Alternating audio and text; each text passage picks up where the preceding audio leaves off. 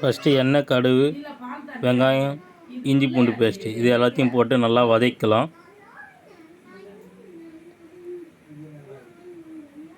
இது ஃபுல்லாக வதக்கினா தான் நல்லாயிருக்கும்.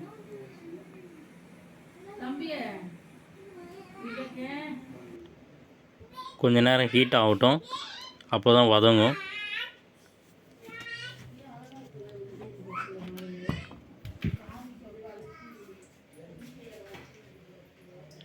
நல்லா வதக்கி விடுங்க.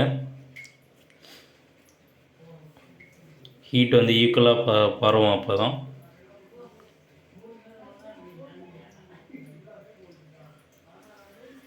இப்போ வதங்கிச்சான்னு பாருங்கள். கொஞ்சம் செந்நிறமாக மாறணும்.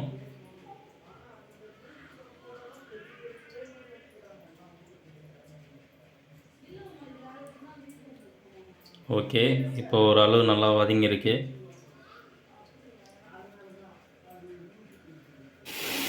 பாருங்கள், நல்லா வதங்கியிருக்கு பாருங்கள். இந்த லெவலுக்கு வந்தோடனே பாருங்கள்,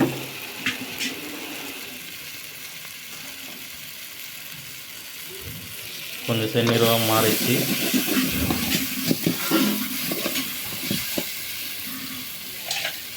நெக்ஸ்ட்டு வந்து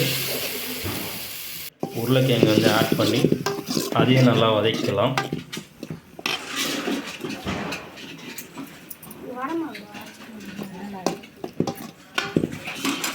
எல்லா உருளைக்கிழங்கு போட்டு நல்லா வதக்கியாச்சு. அது கொஞ்சம் ஃபுல்லாக வதங்குற வரைக்கும் வெயிட் பண்ணுவோம்.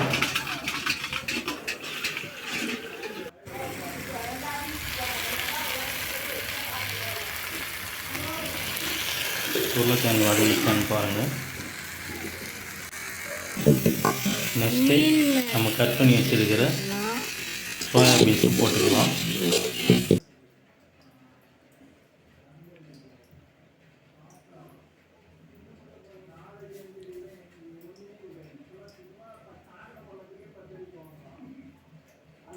பாருங்கள், சோயாபீன்ஸ் போட்டாச்சு. லைட்டாக வந்து மிளகாத்தூள் போட்டுக்கலாம், தேவையான அளவு போட்டு நல்லா வதக்கலாம்.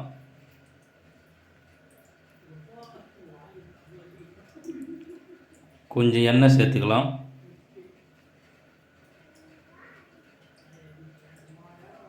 சேர்த்துட்டு நல்லா வதக்குங்க.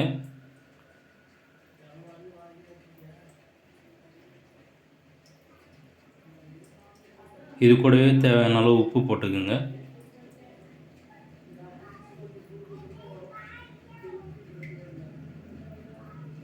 நீங்கள் வேறு எந்த மசாலாவும் போட தேவையில்ல.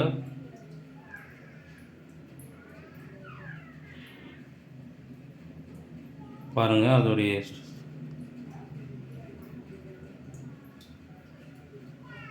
கண்டிப்பாக டேஸ்ட் நல்லா வரும். அவ்வளோதான். வதக்கினதுக்கப்புறம் தேவையான அளவு தண்ணி ஊற்றிக்கலாம். கொஞ்ச நேரம் சுண்ட வச்சுட்டு தேவையான மல்லித்தழை போட்டு ஃபைனலாக இறக்கிட்டால் சுவையான சோயாபீன்ஸ் கிரேவி ரெடி.